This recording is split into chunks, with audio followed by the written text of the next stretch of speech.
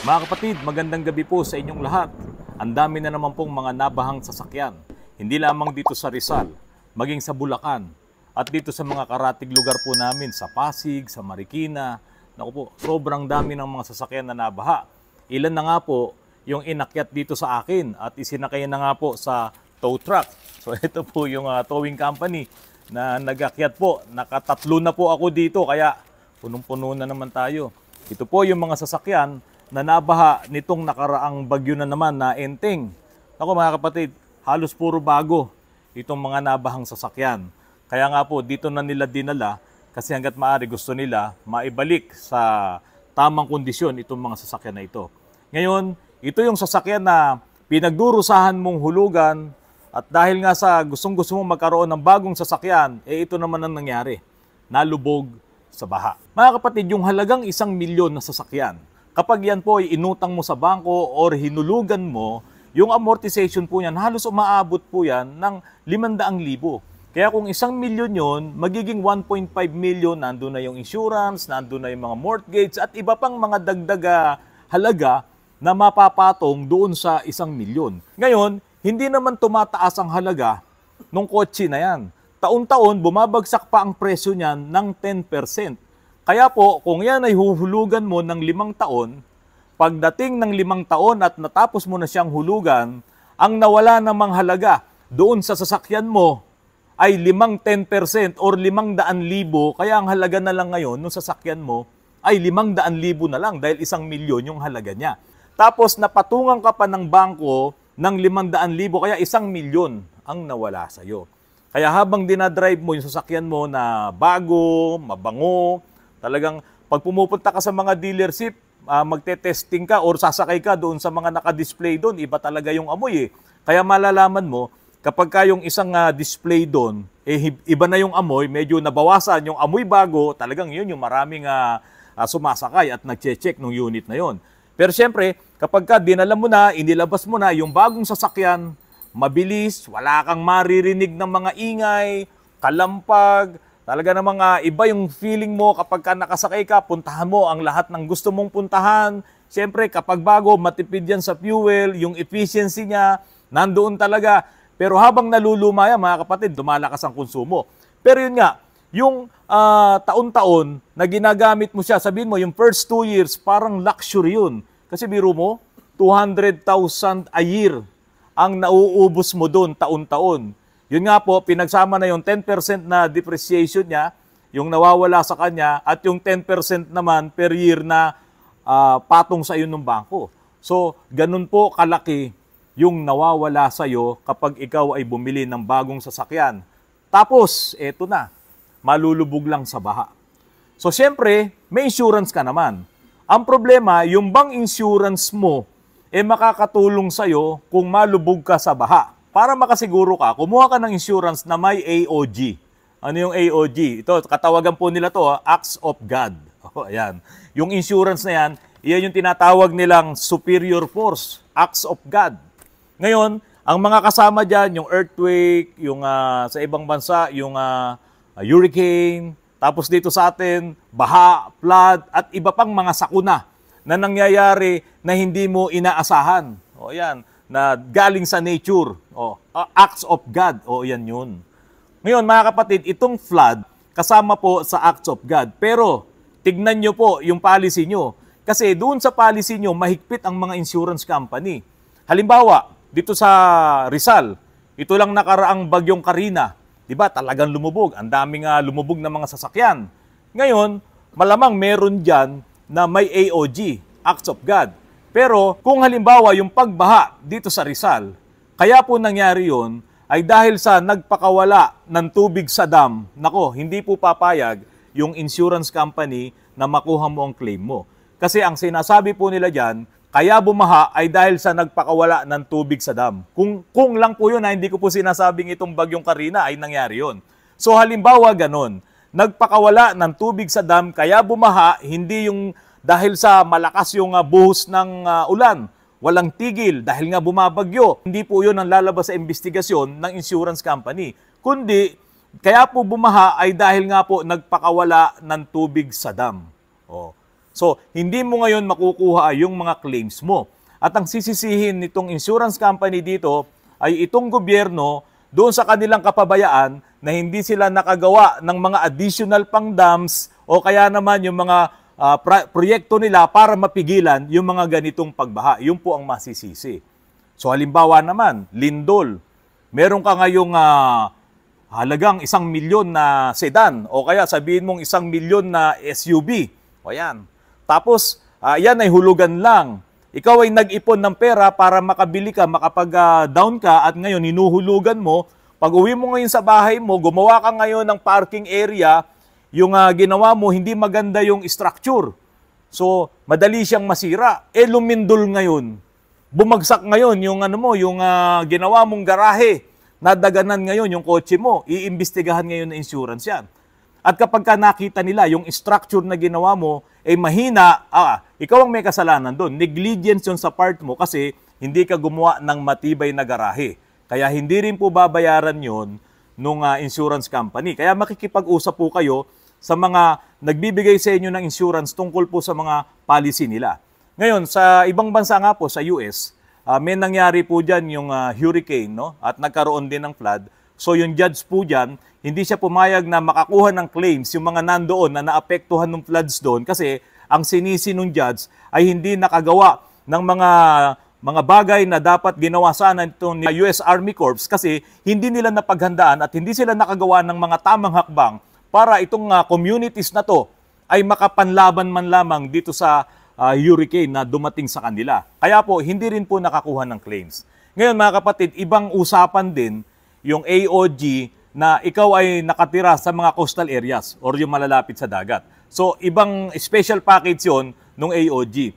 Hindi kasama yon doon sa mga normal na AOG na kapag ka yung tubig sa dagat ay talagang umapaw at nalubog yung sasakyan mo, iba pa po yun. Magbabayad ka ngayon ng panibagong package dyan sa mga insurance company na yan para ikaw naman makapasok sa AOG yung sasakyan mo kung ikaw ay nakatira sa mga coastal areas. Ngayon, eto pa. Halimbawa, dito sa amin, sa Cainta, talagang lumulubog yung mga subdivisions dyan. Dyan sa may Felix Avenue or yung dating Imelda Avenue. 2 araw na umuulan, okay, lumulubog yung mga subdivisions dyan. Ngayon, kung ang sasakyan mo, kinuha mo ng AOG at dyan ka nakatira, tapos lumubog yan, nako, siyempre, ang mahabang usapan yan sa insurance sa company mo, dun sa provider mo. Kasi alam mo nang lumulubog yung lugar mo na yan, bakit dyan mo pa ipinarada? Diba? So, iimbestigahan yan at magkakaroon ng maraming usapan. Kaya nga po, itong AOG, itong acts of God na yan, okay yan. Pero dapat susundin mo rin yung policy na ibibigay sa'yo. Kasi baka akala mo, kumuha ka ng insurance na may AOG, o kaya iwanan mo na lang sa mga kalye-kalye dyan yung sasakyan mo. Kapag ka nagkaroon ng sakuna, ganun na lang ba? Babayaran ka, makakakuha ng claims. Hindi po. Kaya dapat, makikipag-usap po kayo sa mga insurance provider nyo tungkol sa mga policy ng mga insurance nyo. Napakasarap bumili ng bagong sasakyan. Achievements mo yan. Kung ikaw ay may pambili ng cash, ikas mo na lang. Kasi kung huhulugan mo lang yan, naku po, pinakamaliit ang 700 to 1 million pesos na mawawala sa'yo doon sa 5 taon na hinuhulugan mo yung sasakyan mo. At ito po ang nakakalungkot dyan. Nagkaroon kayo ng matinding problema, hindi mo na ngayon kayang hulugan yung sasakyan mo sa loob ng 3 buwan. Iilitin ng bangko yan, ire-repossess nila yan. At lahat nung na-down mo dyan, lahat ng mga nagastos mo sa sasakyan na yan, mawawalan na ng saysa yun. Wala ka ng sasakyan. Ngayon, dahil sa brand new yung sasakyan mo, minalas ka, eto na. Dumating itong mga baha, dumating yung lindol. Dito nga sa Metro Manila, nabaha pa yung kotse mo. Ayan ang malabigat na problema. Ang matindi rito, kung wala ka pang acts of God, di siyempre, ano nang mangyayari dyan sa hinuhulugan mong sasakyan? So ipapagawa mo, paano kung hindi na talaga magawa? Kasi meron talagang matitinding sira kapag ka naapektuhan na yung mga electronics ng mga sasakyan na yan. Anong gagawin mo? Ito na. Ibebenta mo na yan. At yung bibili niyan, karamihan, mga buy and sell. Kasi kung ako, naghahanap ako ng sasakyan, ba't ko bibili yung galing sa baha at hindi umaandar? Siyempre, ang laking problema niyan. Ngayon, ang isang sasakyan, kapag yan ay nagamit mo na ng 2 taon, 3 taon, o sabihin mo ng 5 taon, talagang merong mga maglalabasang sira na dyan. Kung ikaw ngayon ay bibili ng segunda manong sasakyan, expect mo na na may masisira talaga dyan. Imposibleng wala. Kaya nga po, itong mga bumibili ng brand yung sasakyan, napakasarap ng buhay nila sa loob ng 5 taon. Halos wala silang ipinapagawa, minor na minor lang. After 5 years, ayan na, ang labasan ng mga problema. Diyan na magmamanifest yung lahat ng mga problema ng mga sira ng sasakyan na yan. E paano kung ang nabili mo na nga, lubog pa sa baha. Tapos 5 taon nang nagamit. At yan ngayon ang bibilin mo. Kaya po, ito pong karugtong nitong vlog ko na to, mga kapatid, ito po yung mga importanteng bagay na kailangan nyong gawin bago kayo bumili ng segunda manong sasakyan. Mga kapatid, magandang hapon po sa inyong lahat. Sa dinami-dami po ng mga sasakyan na ginagawa po namin dito sa Autorans, ito po ay nagpapatunay na kung kayo ay bibili ng segunda manong sasakyan, siguradong yan ay may problema or may malaking problema na pinagdaanan. So ang ibig ko lang pong sabihin sa inyo, bago kayo ngayon bumili ng segunda manong sasakyan, kailangan mapili kayo at kailangan malaman nyo yung bibili nyo kung ito ba ay may malaking problema o wala. Kasi po, may mga units ako dito na nasira at ang usapan namin ng may-ari, pakigawa mo yan at yan po ibebenta na kapag po naayos ko na. At syempre, kung ako naman ang gagawa, ayusin ko po talaga yan at masasabi kong swerte ang bibili ng mga segunda manong sasakyan na kami ang gumawa. Kaso, may mga sasakyan din na dinadala dito sa amin na sobrang dami na po talaga ng problema. Ang aayusin lang namin kung ano yung gustong ipagawa ng may-ari. Kaso, ibebenta na rin niya yun. Okay, mga kapatid. Pyong, ito pa yung mga ipapalitan po dyan. Tulad na lamang nito, itong sasakyan na ito. Kabibili lang po niyan.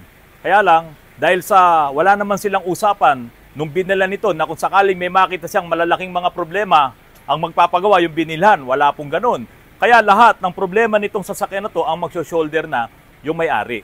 Ito yung mga binibili sa online. Yung makikita mo na may magpo-post for sale, ganito. Kaya nga po dyan sa FB Marketplace, karamihan po dyan, inalis na yung mga nagba-buy and sell ng sasakyan. Tinatanggal talaga ng FB dahil sa karamihan nga po ay may mga reports na silang natatanggap. Ngayon, kung pupunta ka naman sa mga dealership ng mga second hand na yan, sa mga warehouse at naka-display yung kanilang mga sasakyan na binebenta, kailangan talagang heart-to-heart talk at matanong mo yung seller kung ano ang mga problema ng mga sasakyan na ibinebenta nila. Una po sa lahat, kailangan maitanong nyo doon sa seller yung history ng sasakyan. Kung sino may-ari, kung ano yung mga previous na maintenance na ginawa doon, at kung ano pa yung mga bagay na kailangan mong malaman doon sa bibilin mong sasakyan. Ngayon, kung hindi ka masasagot ng seller, sigurado ahente lang yan. Meron namang mga seller na marami siyang ikikwento sa inyo na hindi na tugma doon sa tinatanong nyo, pass na muna kayo. Tulad na lamang nung Pajero na to, mga kapatid. Nung nabili to ng may-ari, talagang ginamit kaagad nila sa long distance na trip nila. Ang ganda ng ride, pero may napansin silang problema. Na kapag ka mabilis yung takbo nila, nasa 80, 90 at binitawan yung accelerator, may tumutunog, tug. Every time na aapakan niya yung accelerator at bibitawan niya yung accelerator, tug. Tug. May problema yung kanyang differential. Kaso, walang mabiling bearing. Nahirapan kaming maghanap ng pinion bearing nito. Halos 1 buwan na po rito itong Pajero na to. Kasi nga po, wala ring available na pinion bearing doon mismo sa kasa. Kaya, kung hindi mo alam yung history ng sasakyan na bibilin mo, yung maintenance record niyan, mapaparis ka dito, nagagastos ka na naman ng malaki, ipapaayos mo, tapos paano nga kung talagang walang mabibiling pyesa. So napaka-importante po, kahit second hand yan, malaman nyo yung history ng maintenance niyan. Kung ano ba ang mga naging sira niyan before, at ano yung pinakamalaking sira na nangyari diyan sa sasakyan na yan. Kapag bibili po kayo ng segunda manong sasakyan, talagang yung mga naka-display diyan sa mga buy and sell na yan, maganda, makinis, mabango ang loob, maganda ang mga goma, pero malaki ang problema sa makina. Meron nga po diyan mga blow-by na, at yung kanilang mga transmission, kapag uminit na, ayaw ng kumambyo. Lalo na yung mga automatic transmission. Mga kapatid, ito secret lang po natin to. Blow-by na yung makina. Yung overhaul. Kaso hindi naman ako papayag talaga na re-remedyohan lang. So ang gagawin ngayon ng may-ari, siya bibili ng pyesa. At ang bibili niya, mga hindi original, mga replacements lang. Tapos, ang sabi niya, ibebenta na niya. So yun ang nakakatakot na mabili mo. Kaya lang kami, bilang mga mekaniko, siyempre ang trabaho namin ayusin yung mga ganyang sasakyan. Ang mahirap dyan, kung matapatan mo na mabili mo yung mga ganong klase ng sasakyan, ikaw talaga ang magkakaroon ng malaking problema pagdating ng panahon. Ngayon, sa pagtingin mo naman ng makina doon pa lang sa mga tornilyo, malalaman mo na kung iyan ay nabuksan na ba o hindi pa. Doon sa pagitan ng mga makina na yan, sa cylinder head at doon sa block, malalaman mo din kung yan ay na-overhaul na o hindi pa. Kaya importante din po kapag bibili kayo ng mga sasakyan na yan, ng mga second hand na yan, magsama talaga kayo ng mapagkakatiwalaan yung mekaniko. Kaya po, huwag kayong basta-basta bibili ng sasakyan na hindi naman kayang i-explain sa inyo ng seller yung kanyang history. Or else, talaga pong madadaya kayo. Itong mga nakikita nyo mga sasakyan na ito, halos karamihan po dito, kabibili lang talaga ng mga may-ari nito. At tulad nga nitong unit na to halos sa modelo pa ang plaka, bago pa to. Pero ang dami na naming inayos, injection pump, pati yung mga pang-ilalim niya, pati yung clutch niya, sliding, tapos may tagas doon sa collar gasket. So, itong mga ganito, kapag bibili kayo ng sasakyan, nakita mo na may mga langis ng tumutulo yan, may tubig ng tumutulo, may leak na, tapos hindi siya one click, tapos yung langis ito dumadami kasi nga, yung oil seal doon sa injection pump, sira na, humahalo ngayon yung diesel doon sa langis, hindi mo yan bibilin kung may kasama kang mekaniko.